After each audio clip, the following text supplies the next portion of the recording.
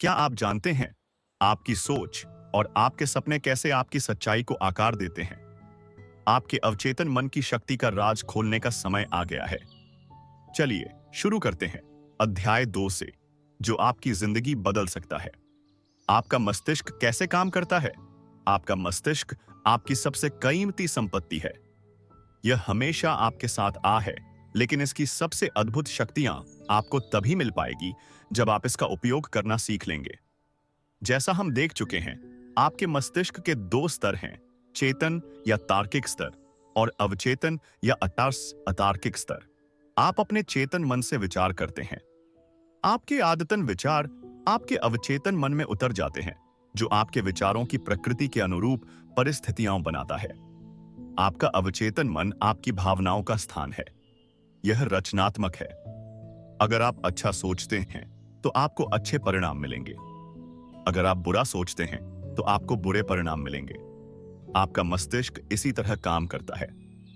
याद रखने वाली सबसे महत्वपूर्ण बात यह है, जब अवचेतन मन किसी विचार को स्वीकार कर लेता है तो वह इस पर काम करने लगता है। आश्चर्यजनक और सूक्ष्म सत्य यह है कि अवचेतन मन का नियम अच्छे तथा बुरे दोनों तरह के विचारों पर समान रूप से काम करता है। अगर इस नियम का नकारात्मक प्रयोग किया जाए तो यह असफलता, कुंठा और दुख उत्पन्न करता है। दूसरी तरफ, अगर आपकी आदतन सोच सद्भावनापूर्ण और सृजनात्मक है तो आपको आदर्श सेहत, सफलता और समृद्धि मिलती है। जब आप सही तरीके से सोचने और महसूस करने लगते हैं तो आपको मानसिक शांति और स्वस्थ शरीर हमेशा मिलते हैं। आप मानसिक रूप से जिसे भी सच मानेंगे और जिसका दावा करेंगे, आपका अवचेतन मन उसे स्वीकार कर लेगा और उसे इस आयस से साकार कर देगा। आपको तो बस अपने अवचेतन मन से अपने विचार को स्वीकार भर करवाना है। इसके बाद अवचेतन मन का नियम आपकी मनचाही सेहत, शांति और समृद्धि उत्पन्न कर देगा। आप आदेश देते हैं और आपका अवचेतन उस पर छोड़ी गई वैचारिक छाप को साकार करने के लिए पूरी निष्ठा से काम करता है। आपके मस्तिष्क का नियम यह है, आपके अवचेतन मन की प्रतिक्रिया आपके चेतन मन में रखे गए विचार की प्रकृति से तय होती है। मनोवैज्ञानिक और मनोविश्लेषक बताते हैं कि जब विचार आपके अवचेतन मन तक पहुंच जाते हैं तो मस्तिष्क की कोशिकाओं में उनकी छाप बन जाती है। जैसे ही आपका अवचेतन किसी विचार को स्वीकार कर लेता है, यह उसे साकार करने में तत्काल जुट जाता है। विचारों के साहचर्य के अनुसार काम करके यह अपने लक्ष्य को साकार करने के लिए ज्ञान के हर उस हिस्से का इस्तेमाल करता है जो आपने जिंदगी भर इकट्ठा किया है। यह आपके भीतर की असीमित शक्ति, ऊर्जा और बुद्धि का इस्तेमाल करता है। परिणाम पाने के लिए यह प्रकृति के सभी नियमों का इस्तेमाल करता है। कई बार यह आपकी मुश्किलों का समाधान तत्काल खोज लेता है, जबकि कई बार कई दिनों, सप्ताहों या इससे भी ज्यादा समय लग सकता है। इसके तरीके अबूझ हैं। चेतन और अवचेतन में भिन्नताएं।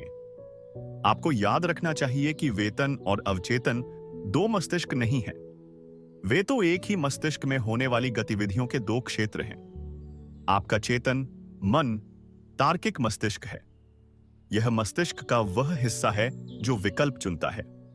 उदाहरण के लिए, आप अपनी पुस्तकें, अपना घर, अपना जीवन साथी चुनते हैं। आप अपने सारे निर्णय चेतन मन से करते हैं। दूसरी तरफ, आपके सचेतन चुनाव के बिना ही आपका हृदय अपने आप काम करता है और पाचन, रक्त संचार तथा सांस लेने की अनिवार्य प्रक्रियाएं चलती रहती हैं। ये सारे काम आपका अवचेतन मन करता है। इन प्रक्रियाओं के लिए आपके चेतन नियंत्रण की जरूरत नहीं होती है। आप अपने अवचेतन मन पर जो भी छाप छोड़ते हैं या आप जिसमें भी प्रबल विश्वास करते हैं, आपका अवचेतन मन उसे स्वीकार कर लेता है। यह आपके चेतन मन की तरह तर्क नहीं करता है या बहस नहीं करता है। आपका अवचेतन मन उस मिट्टी की तरह है जो किसी भी तरह के बीज को स्वीकार कर लेती है, चाहे वह अच्छा हो या बुरा। आपके विचार सक्रिय हैं, वे बीज हैं। नकारात्मक या विध्वंसात्मक विचार आपके अवचेतन मन में नकारात्मक रूप से काम करते हैं। देर सबेर वे प्रकट हो जाएंगे और अपने अनुरूप किसी नकारात्मक घटना को उत्पन्न कर देंगे। याद रखें, आपका अवचेतन मन यह साबित करने की कोई कोशिश नहीं करता है कि आपके विचार अच्छे हैं या बुरे। सही हैं या गलत। यह तो आपके विचारों या सुझावों की प्रकृति के अनुरूप प्रतिक्रिया करता है। उदाहरण के लिए, अगर आप किसी झूठी चीज को भी चेतन रूप से सच मान लें, तो आपका अवचेतन मन इसे सच मान लेगा और उसके अनुरूप परिणाम देने लगेगा, क्योंकि आपने चेतन रूप से इसे सच मान लिया था। मनोवैज्ञानिकों के प्रयोग, मनोवैज्ञानिकों और अन्य शोधकर्ताओं ने बहुत से सम्मोहित लोगों पर प्रयोग किए हैं। उनके शोध से यह स्पष्ट हो जाता है कि अवचेतन मन कोई चयन या तुलना नहीं करता है, जो तार्किक प्रक्रिया के लिए जरूरी है।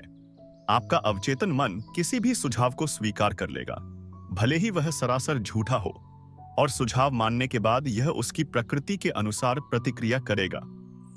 आपका अवचेतन मन कितना सुझावशील है, यह समझने के लिए एक उदाहरण देखें। अगर कोई सम्मोहन विशेषज्ञ किसी को यह सुझाव दे कि वह नेपोलियन बोनापार्ट है या कुत्ता या बिल्ली है, तो वह व्यक्ति पूरी सटीकता से उस भूमिका को निभाने लगेगा। कुछ समय के लिए उसका पूरा व्यक्तित्व बदल जाएगा। वह व्यक्ति खुद को वही मान लेगा जिसका सुझाव सम्मोहन विशेषज्ञ ने दिया है। निपुण सम्मोहन विशेषज्ञ की अवस्था में अपने किसी विद्यार्थी को यह सुझाव दे सकता है कि वह अपनी पीठ खुजाए, दूसरे को यह सुझाव दे सकता है कि उसकी नाक से खून बह रहा है, तीसरे को यह सुझाव दे सकता है कि वह संगमरमर की मूर्ति है, तथा चौथे को यह सुझाव दे सकता है कि तापमान 0 से कम है और वह बर्फ की तरह जम गया है। हर विद्यार्थी उसे दिए गए विशिष्ट सुझाव के अनुरूप काम करेगा। वह उन सभी परिस्थितियों को नजरअंदाज कर देगा जो उस सम्मोहन के सुझाव के अनुरूप न हो। यह आसान उदाहरण आपके चेतन मन या तार्किक मस्तिष्क और आपके अवचेतन मन के अंतर को रेखांकित करता है। आपका अवचेतन मन भाववाचक और चयनहीन है। यह हर उस चीज को सच मान लेता है जिसे आपका चेतन मन सच मानता है। इसीलिए यह महत्वपूर्ण है कि आप ऐसे विचार और आधार वाक्य चुनें जो आपको सुख पहुंचाएं, आपका उपचार करें और आपकी आत्मा को खुशी से भरें। यथार्थवादी और कल्पनावादी का स्पष्टीकरण। चेतन मन को कई बार यथार्थवादी मन कहा जाता है क्योंकि इसका संबंध बाहरी वस्तुओं से होता है। यथार्थवादी मन, ऑब्जेक्टिव माइंड, बाहरी दुनिया के प्रति जागरूक रहता है। इसके अवलोकन के साधन आपकी 5 शारीरिक इंद्रियां हैं। आपका यथार्थवादी मन आपके परिवेश से संपर्क का मार्गदर्शक और निर्देशक है। आप अपनी 5 इंद्रियों के जरिए ज्ञान हासिल करते हैं। आपका यथार्थवादी मन अवलोकन, अनुभव और शिक्षा से सीखता है। जैसा पहले बताया जा चुका है, यथार्थवादी मन का सबसे बड़ा कार्य तर्क करना है। मान लें आप उन हजारों लाखों पर्यटकों में से एक हैं जो हर साल ग्रैंड कैन्यन की सैर करते हैं। आप इस निष्कर्ष पर पहुंचेंगे कि यह दुनिया के सबसे अद्भुत प्राकृतिक आश्चर्यों में से एक है। यह निष्कर्ष इसकी अविश्वसनीय गहराई, चट्टानों के जटिल आकार, भिन्न भिन्न स्थानों पर रंगों की अद्भुत चित्रकारी के अवलोकन पर आधारित होगा। यह आपके यथार्थवादी मन का काम है।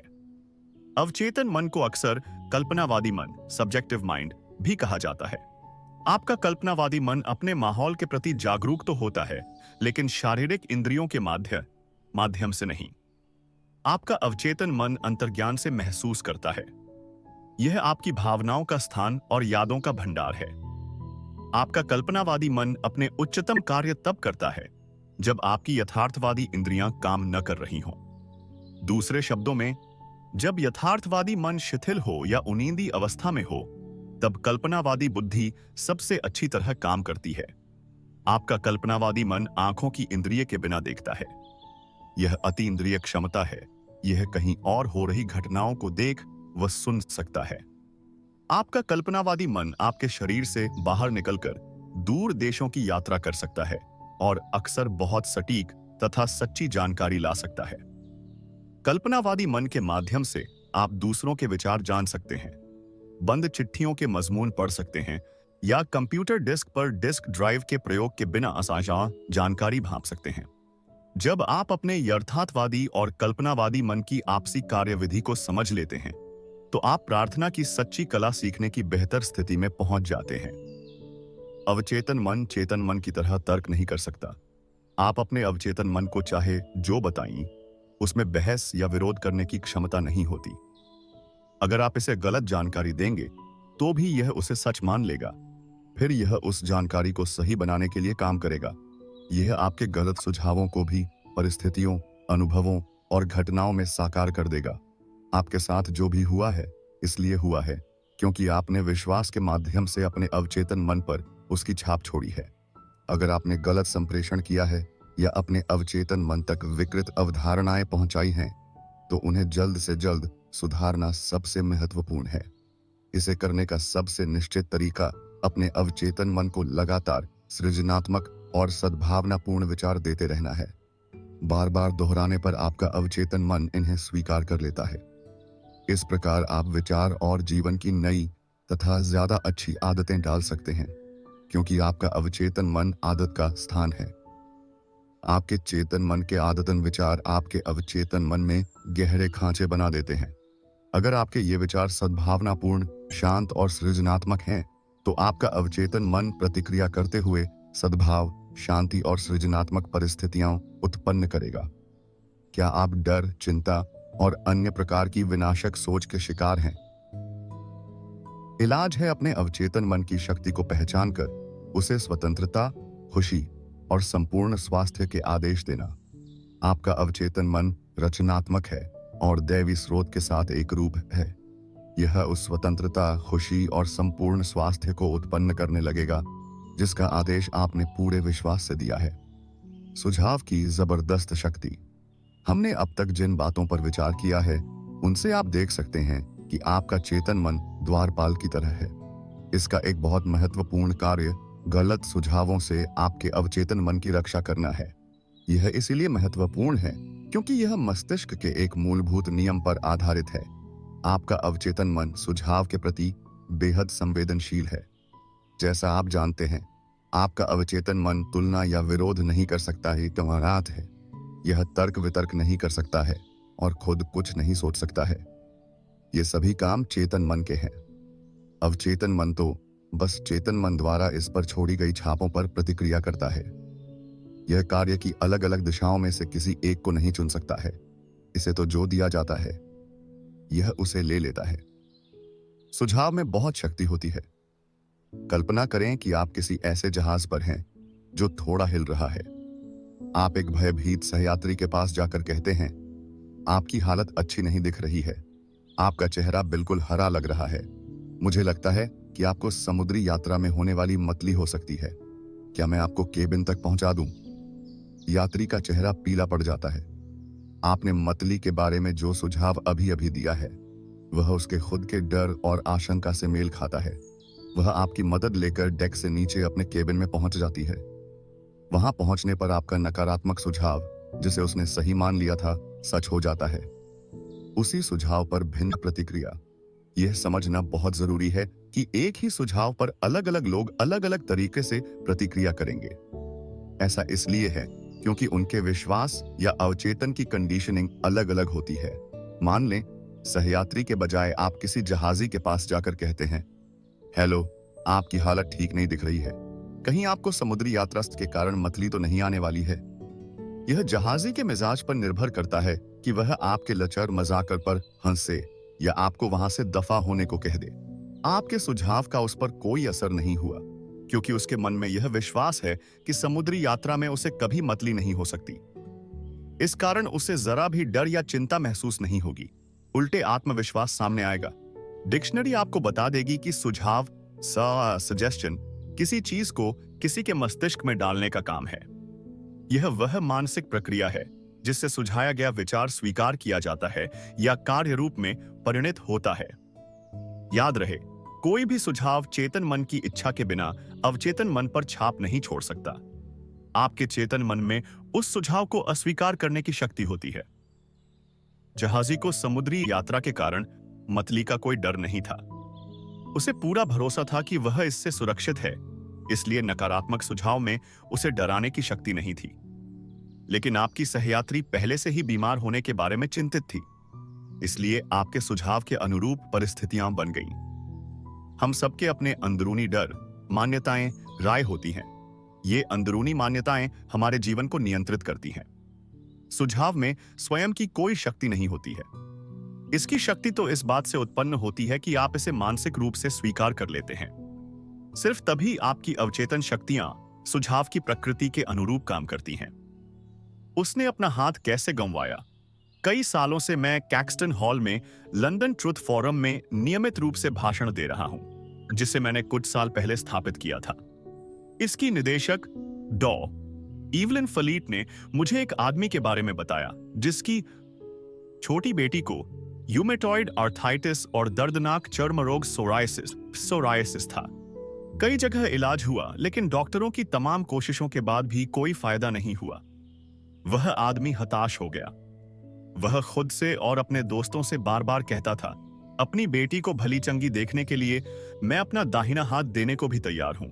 डॉ फलीट के अनुसार एक दिन परिवार सैर सपाटे पर गया।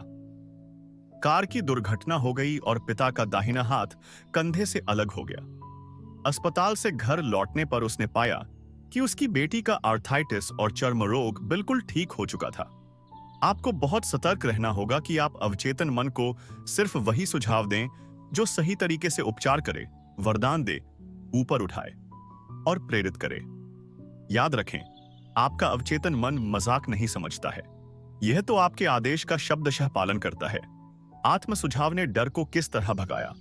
आत्म सुझाव सेल्फ सजेशन का मतलब है खुद को किसी निश्चित और विशिष्ट बात का सुझाव देना। हर साधन की तरह इसके भी गलत प्रयोग से नुकसान हो सकता है, लेकिन सही तरीके से इस्तेमाल करने पर यह बहुत उपयोगी बन सकता है। जेनेटार एक प्रतिभावान युवा गायिका थी। उसे ओपेरा प्रोडक्शन में एक महत्वपूर्ण भूमिका के ऑडिशन के लिए जाना था। वह ऑडिशन के लिए बेताब तो थी, लेकिन आशंकित भी थी। पहले भी 3 बार उसने निर्देशकों के सामने ऑडिशन दिया था, लेकिन बुरी तरह असफल हो गई थी। कारण असफल होने का डर था। उसकी आवाज अच्छी थी, लेकिन वह खुद से कहती रहती थी, जब गाने का वक्त आएगा तो मैं बुरा गाऊंगी, मुझे वह भूमिका कभी नहीं मिलेगी, वे मुझे पसंद नहीं करेंगे, वे सोचेंगे कि मैंने कोशिश करने की हिम्मत भी कैसे की। मैं ऑडिशन देने तो जाऊंगी, लेकिन मैं जानती हूं कि मैं असफल हो जाऊंगी। उसके अवचेतन मन ने इन नकारात्मक आत्म सुझावों को आग्रह मान लिया। यह उन्हें सच साबित करने में जुट गया और उन्हें परिस्थितियों में बदल दिया। कारण अनचाहा आत्म सुझाव था। उसका डर हकीकत में बदल गया और उसके विचार सच हो गए।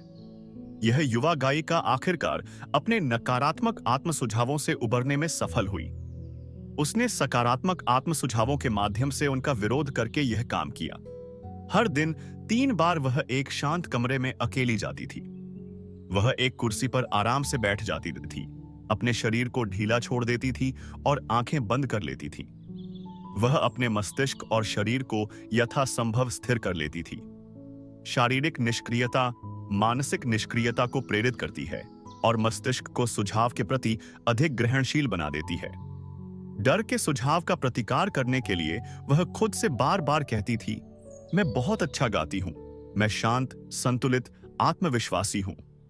हर बार वह इस कथन को धीरे धीरे, शांति से और भावना के साथ 5 से 10 बार दोहराती थी। वह दिन में 3 बार यह काम करती थी और एक बार रात को सोने से ठीक पहले। 1 सप्ताह बाद वह बहुत शांत और आत्मविश्वासी हो गई। जब निर्णायक दिन आया तो उसने बहुत बढ़िया ऑडिशन दिया और उसे भूमिका मिल गई। उसकी याद कैसे लौटी? 75 साल की एक महिला को हमेशा से अपनी याददाश्त पर गर्व था। हालांकि बाकी सबकी तरह वह भी कभी कभार चीजें भूल जाती थी, लेकिन वह इस तरफ ध्यान नहीं देती थी। बहरहाल, जब उसकी उम्र बढ़ी तो वह भूलने के मौकों पर ध्यान देने लगी और उनके बारे में चिंता करने लगी। जब भी वह कोई चीज भूल जाती थी तो हर बार खुद से कहती थी, बुढ़ापे के कारण मेरी याददाश्त कमजोर होती जा रही है। इस नकारात्मक आत्म सुझाव के कारण वह और ज्यादा नाम तथा घटनाएं भूलने लगी। वह हताश हो गई। सौभाग्य से उसे यह एहसास हो गया कि वह खुद को किस तरह नुकसान पहुंचा रही है। उसने इस प्रक्रिया को उलटने का संकल्प किया। जब भी वह सोचने लगती थी, मेरी याददाश्त कमजोर होती जा रही है, तो वह रुक जाती थी। यही नहीं, वह जानबूझकर इस प्रक्रिया को उलट देती थी। दिन में कई बार वह सकारात्मक आत्म सुझाव का अभ्यास करती थी। वह खुद से कहती थी, आज से मेरी याददाश्त हर तरह से सुधर रही है, मुझे जो भी याद रखना चाहिए वह मुझे हर पल, हर जगह हमेशा याद रहेगा। मुझे घटनाएं स्पष्टता से याद रहेंगी। मैं जो भी याद करना चाहूंगी वह मुझे तत्काल याद आ जाएगा। मुझ में हर दिन तेजी से सुधार हो रहा है। बहुत जल्दी मेरी याददाश्त पहले से बहुत अच्छी हो जाएगी। 3 हफ्ते बाद उसकी याददाश्त सामान्य हो गई। उसने किस तरह बुरे स्वभाव पर काबू पाया। एक व्यक्ति मेरे पास परामर्श लेने आया। उसका वैवाहिक जीवन और कैरियर दोनों ही गंभीर संकट में थे। ह्यूडी की समस्या यह थी कि वह बहुत चिड़चिड़ा और गुस्सैल था। वह इसके बारे में खुद चिंतित था, लेकिन अगर कोई दूसरा इस बारे में उससे बात करने की कोशिश करता था तो वह आगबूला हो उठता था।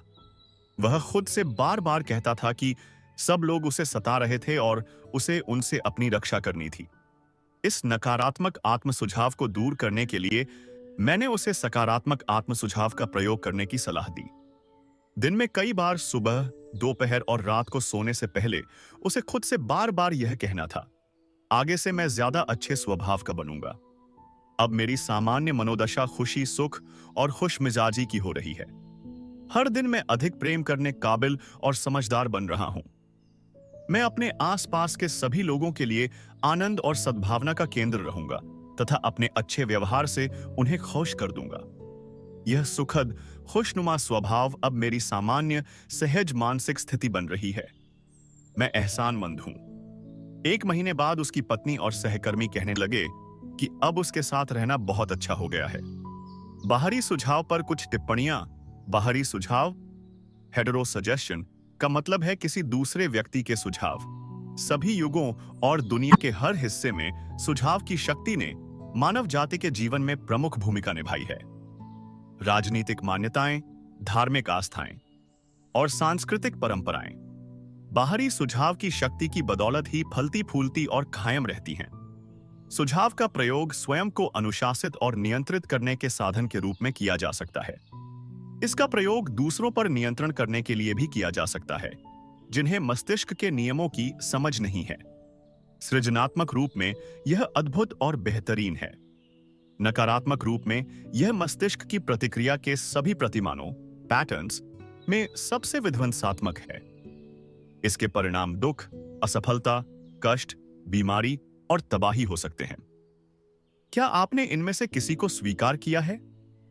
पैदा होने के बाद से हम पर नकारात्मक सुझावों की बमबारी होने लगती है। चूंकि हम यह नहीं जानते हैं कि उनका विरोध कैसे किया जाए, इसलिए अचेतन रूप से हम उन्हें स्वीकार कर लेते हैं और अपने अनुभव में बदल लेते हैं। नकारात्मक सुझावों के कुछ उदाहरण हैं। तुम कुछ नहीं कर सकते। तुम कभी कुछ नहीं बन पाओगे। तुम्हें ऐसा नहीं करना चाहिए। तुम असफल हो जाओगे। तुम्हारी सफलता की बिल्कुल संभावना नहीं है। तुम बिल्कुल गलत हो। इससे कोई फायदा नहीं होगा। महत्वपूर्ण यह नहीं है कि तुम क्या जानते हो। महत्वपूर्ण तो यह है कि तुम किसे जानते हो। दुनिया रसातल को जा रही है। क्या फायदा? उससे किसी को कोई फर्क नहीं पड़ता है। इतनी ज्यादा कोशिश करने से कोई फायदा नहीं है। तुम्हारी उम्र अब ज्यादा हो चुकी है। स्थितियां बिगड़ती जा रही हैं। जिंदगी मशीनी चक्की बनकर रह गई है। प्रेम सिर्फ पक्षियों के लिए है। तुम कभी नहीं जीत सकते। सावधान रहना, तुम्हें भयंकर बीमारी हो सकती है। कोई भी भरोसे के काबिल नहीं है। इस तरह के बाहरी सुझावों को स्वीकार करके आप उन्हें साकार करने में सहयोग देते हैं। बचपन में आप दूसरों के सुझावों का विरोध नहीं कर सकते थे। आपको इस बारे में ज्यादा पता नहीं था। आपके लिए आपका मस्तिष्क और इसके चेतन तथा अवचेतन हिस्से ऐसे रहस्य थे जिनके बारे में आप सोच भी नहीं सकते थे। बहरहाल, वयस्क होने के बाद आप चयन कर सकते हैं। आप सकारात्मक आत्म सुझाव का प्रयोग करके अपनी कंडीशनिंग दोबारा कर सकते हैं और अतीत की छापों को बदल सकते हैं। कोई कोशिश है। इसका पहला कदम उन बाहरी सुझावों के प्रति जागरूक बनना है जो आप पर काम कर रहे हैं। अगर जांच न की जाए तो वे व्यवहार के ऐसे संस्कार डाल सकते हैं जो आपको व्यक्तिगत और सामाजिक जीवन में असफल बना देंगे। सृजनात्मक आत्म सुझाव आपको नकारात्मक कंडीशनिंग से मुक्त कर सकता है। अगर ऐसा नहीं किया गया तो नकारात्मक कंडीशनिंग आपके जीवन को विकृत कर देगी और अच्छी आदतों के विकास को मुश्किल या असंभव बना देगी। आप नकारात्मक सुझावों का विरोध कर सकते हैं, अखबार उठा लें या टीवी पर न्यूज देखें। हर दिन आप दर्जनों ऐसी खबरें सुनेंगे जो निरर्थकता, डर, चिंता, तनाव और भावी तबाही के बीच बो सकती हैं। अगर आप उन्हें सच मान लें और अपने भीतर जगह दे दें, तो डर के ये विचार आपकी जीने की इच्छा को ही खत्म कर देंगे। बहरहाल, जब आप यह समझ लेते हैं कि आपको इन्हें स्वीकार करने की जरूरत नहीं है, तो आपके सामने विकल्प खुल जाते हैं। अपने अवचेतन मन को सृजनात्मक आत्म सुझाव देकर आप में इन सभी विध्वंसात्मक विचारों का विरोध करने की शक्ति है। नियमित रूप से दूसरों के थोपे गए नकारात्मक सुझावों की जांच करते रहें। आपको इन विनाशक आत्म सुझावों की दया पर रहने की जरूरत नहीं है। हम सभी ने अपने बचपन, किशोरावस्था, वयस्क जीवन में इसकी वजह से कष्ट भोगे हैं। अगर आप पीछे मुड़कर देखें, तो आसानी से याद कर सकते हैं कि माता-पिता, दोस्तों, रिश्तेदारों, टीचर्स और सहयोगियों ने किस तरह आपको नकारात्मक सुझाव दिए थे। उनकी कही गई बातों का विश्लेषण करें और उनमें छिपे अर्थ की गौर से जांच करें। आप पाएंगे कि उनमें से ज्यादातर बातें झूठी थीं। उनका छिपा हुआ उद्देश्य आप में डर पैदा करके आपको नियंत्रित करना था और है। बाहरी सुझाव की यह प्रक्रिया हर घर, ऑफिस, फैक्ट्री और क्लब में चलती है। धीरे धीरे आपको पता चल जाएगा कि जाने अनजाने में लोगों के सुझावों का उद्देश्य यह होता है कि आप वैसा ही सोचें, महसूस करें और काम करें जैसा चाहते हैं, ताकि उन्हें फायदा पहुंचे, भले ही आपको नुकसान हो जाए। किस तरह सुझाव ने एक आदमी की जान ली। मेरे दूर के एक रिश्तेदार ने भारत की एक मशहूर महिला भविष्यवक्ता क्रिस्टल गेजर से अपना भविष्य पूछा। ज्योतिषी ने उसे बताया कि उसका दिल बहुत कमजोर है और वह अगली अमावस्या को मर जाएगा। मेरा रिश्तेदार स्तब्ध रह गया। उसने अपने परिवार के हर व्यक्ति को भविष्यवाणी बताई। उसने अपने वकील से मिलकर वसीयत ठीक करवा ली। जब मैंने उसे उसके विश्वास से डिगाने की कोशिश की, तो उसने मुझे बताया कि उस भविष्यवक्ता में अद्भुत पारलौकिक शक्तियां हैं। वह भविष्यवक्ता लोगों का बहुत भला या बुरा कर सकती है। उसे भविष्यवाणी की सच्चाई पर पूरा भरोसा था। जब अमावस्या करीब आने लगी, तो वह खोया खोया रहने लगा। 1 महीने पहले यह आदमी खुश, स्वस्थ, उल्लासी साथ, उत्साही और जोशीला था। अब वह बीमार दिखने लगा। अमावस्या के दिन उसे बहुत बुरा हार्ट अटैक आया। वह मर गया। हालांकि उसे यह पता ही नहीं था कि अपनी मौत का कारण वह खुद था। हम में से कितनों ने इस तरह की कहानियां सुनी हैं और यह सोचकर थोड़े कांपे हैं कि यह दुनिया रहस्यमयी, अनियंत्रित शक्तियों से भरी पड़ी है। हाँ, दुनिया शक्तियों से भरी पड़ी है, लेकिन वे न तो रहस्यमय हैं, न ही अनियंत्रित। मेरे रिश्तेदार ने खुद अपनी जान ले ली क्योंकि उसने एक सशक्त सुझाव को अपने अवचेतन मन में दाखिल होने दिया। उसे भविष्यवक्ता की शक्तियों पर भरोसा था, इसलिए उसने उसकी भविष्यवाणी को पूरा स्वीकार कर लिया। आइए अवचेतन मन की कार्यविधि की जानकारी के आधार पर इस घटना को देखें। व्यक्ति का चेतन या तार्किक मस्तिष्क जिस बात पर यकीन करता है, अवचेतन मन उसे स्वीकार लेता है और उसके अनुरूप कार्य करता है। मेरा रिश्तेदार जब उस भविष्यवक्ता के पास गया, तो वह सुझाव ग्रहण करने की मनोदशा में था। भविष्यवक्ता ने उसे एक नकारात्मक सुझाव दिया, जिसे उसने सच मान लिया। वह दहशत में आ गया। उसे पूरा विश्वास था कि अगली अमावस्या को वह मरने वाला है। उसने इसके बारे में सबको बता दिया और अपनी मौत की तैयारी करने लगा। मौत के बारे में उसके डर और आशंका को उसके अवचेतन मन ने सही मान लिया तथा उसकी मौत को हकीकत में बदल दिया। जिस महिला ने उसकी मौत की भविष्यवाणी की थी, उसकी शक्ति मैदान के पत्थरों और लकड़ियों से ज्यादा नहीं थी। उसके सुझाव में जान लेने की शक्ति नहीं थी। अगर वह आदमी मन के नियमों को जानता, तो वह इस नकारात्मक सुझाव को पूरी तरह से अस्वीकार कर देता और भविष्यवक्ता के शब्दों पर जरा भी ध्यान नहीं देता। अगर वह जानता कि वह अपने ही विचारों और भावनाओं द्वारा नियंत्रित है, तो वह जिंदा रह सकता था। तब भविष्यवक्ता की भविष्यवाणी बख्तरबंद टैंक पर फेंकी गई रबड़ की गेंद जैसी होती। वह आसानी से उसके सुझाव को नकार सकता था और हवा में उड़ा सकता था, जिससे उसे कोई नुकसान नहीं होता। इसके बजाय जागरूकता और समझ की कमी के कारण उसने अपनी मौत को खुद ही बुला लिया। दूसरों के सुझावों में अपनी कोई शक्ति नहीं होती है। आप अपने विचारों द्वारा उन्हें शक्ति देते हैं। आपको अपनी मानसिक सहमति देनी होती है। आपको उस विचार को स्वीकार करना होता है। तब वह विचार आपका बन जाता है और आपका अवचेतन उसे साकार करने के लिए काम करता है। याद रखें, आपके पास चुनने की क्षमता है। जिंदगी चुने, प्रेम चुने, सेहत चुने। माने गए प्रमुख आधार वाक्यों की शक्ति। प्राचीन यूनान के जमाने से दार्शनिक और तर्कशास्त्रियों ने सिलोजिज्म नामक तर्क का अध्ययन किया है। सिलोजिज्म में मस्तिष्क व्यावहारिक संदर्भ में तर्क करता है। इसका मतलब यह है कि आपका चेतन मन जिस प्रमुख आधार वाक्य को सच मानता है, उसी से वह निष्कर्ष तय होता है जिस पर आपका अवचेतन मन पहुंचेगा। इस बात से कोई फर्क नहीं पड़ता है कि वह सवाल या समस्या कौन सी है। अगर आधार वाक्य सही है तो निष्कर्ष अवश्य सही होगा। उदाहरण के लिए, हर गुण प्रशंसनीय है, दयालुता एक गुण है, इसलिए दयालुता प्रशंसनीय है, आनंदनीय है। या यह सभी निर्मित चीजें बदलती और खत्म होती हैं, मिस्र के पिरामिड निर्मित चीजें हैं, इसलिए पिरामिड बदलेंगे और खत्म होंगे। पहले वाक्य को प्रमुख आधार वाक्य कहा जाता है और सही आधार वाक्य से सही निष्कर्ष निकलते हैं। कॉलेज के एक प्रोफेसर ने न्यूयॉर्क सिटी के टाउन हॉल में मस्तिष्क विज्ञान पर मेरे कुछ भाषण सुने। वे बाद में मुझसे मिलने आए। उन्होंने मुझसे कहा, मेरे जीवन में हर चीज गड़बड़ है। मैं अपनी सेहत, दौलत और मित्र गंवा चुका हूं। मैं जिस चीज को छूता हूं बिगड़ जाती है। मैंने उन्हें समझाया कि उनकी समस्याएं तार्किक रूप से उनके आत्मविनाशक प्रमुख आधार वाक्य से उत्पन्न हुई हैं।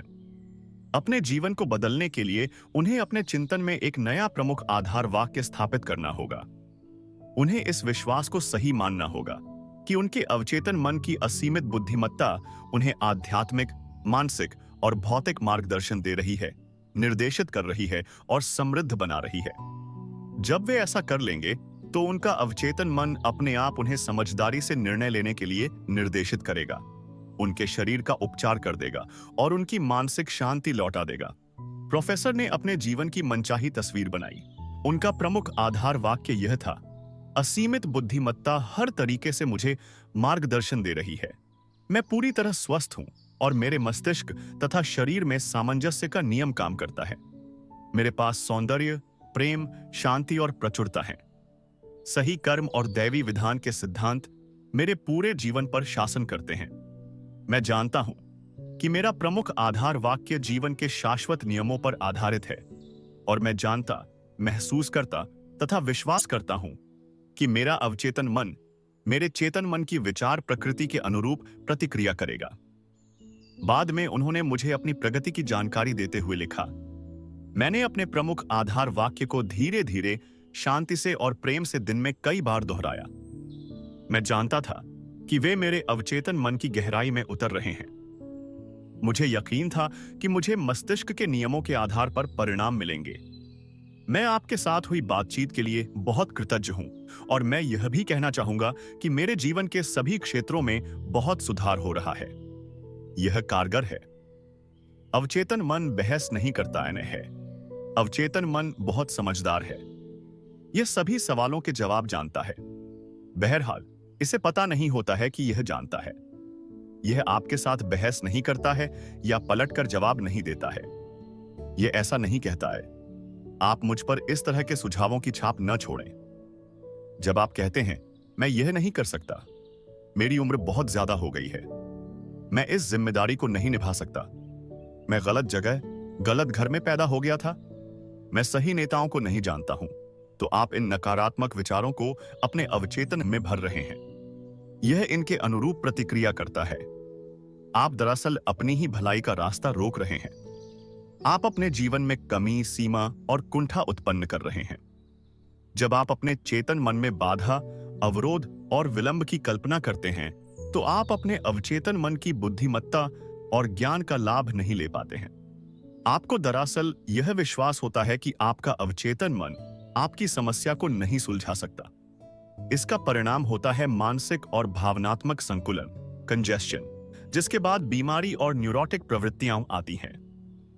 अपनी इच्छाओं को साकार करने और कुंठा से उबरने के लिए दिन में कई बार दृढ़ता से कहें, असीमित बुद्धिमत्ता ने मुझे यह मनोकामना दी है और यही मुझे इसे साकार करने की आदर्श योजना की राह दिखाती है, उस ओर ले जाती है और आवश्यक बातें बताती है।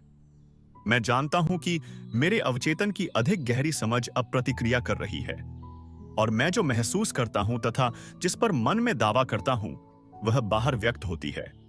संतुलन और समबुद्धि हर ओर है। दूसरी तरफ, अगर आप कहते हैं अब कोई रास्ता नहीं बचा है, अब मेरा खेल खत्म हो गया, इस उलझन से बाहर निकलने का कोई तरीका नहीं है, मैं बाधित और अवरुद्ध हूं, तो आपको आपके अवचेतन मन से कोई जवाब या प्रतिक्रिया नहीं मिलेगी। अगर आप चाहते हैं कि आपका अवचेतन आपके लिए काम करे, तो इसका सहयोग पाने के लिए आपको इससे सही आग्रह करना होगा। यह आपके लिए हमेशा काम कर रहा है। यह इस समय भी आपके हृदय की धड़कन और सांस को नियंत्रित कर रहा है। जब आपकी उंगली कट जाती है, तो यह उपचार की जटिल प्रक्रिया शुरू कर देता है। इसकी सबसे मूलभूत प्रवृत्ति जीवन की ओर है। यह हमेशा आपकी देखभाल करता है और आपको सुरक्षित रखता है। आपके अवचेतन के पास अपनी खुद की बुद्धि है, लेकिन यह आपके विचारों और छवियों के पैटर्न को स्वीकार कर लेता है। जब आप किसी समस्या का जवाब तलाशते हैं, तो आपका अवचेतन प्रतिक्रिया करेगा, लेकिन यह आपसे उम्मीद करेगा कि आप अपने चेतन मन में किसी सच्चे निर्णय या फैसले पर पहुंच जाएं। आपको यह मानना होगा कि आपके अवचेतन मन के पास जवाब है। अगर आप कहते हैं मुझे नहीं मालूम कि कोई रास्ता है भी या नहीं, मैं पूरी तरह दुविधा और उलझन में हूं, मुझे जवाब क्यों नहीं मिलता, तो आप अपनी प्रार्थना को नकार रहे हैं। समय काटते सैनिक की तरह आप ऊर्जा का प्रयोग तो करते हैं, लेकिन आगे नहीं बढ़ते हैं। अपने मस्तिष्क के पहियों को विराम दें, आराम से बैठ जाएं, शिथिल हो जाएं, शांति से कहें मेरा अवचेतन मन जवाब जानता है, यह इस समय भी प्रतिक्रिया कर रहा है। मैं धन्यवाद देता हूं क्योंकि मैं जानता हूं कि मेरे अवचेतन की असीमित बुद्धिमत्ता सारी बातें जानती है और मुझे इस वक्त आदर्श जवाब दे रही है।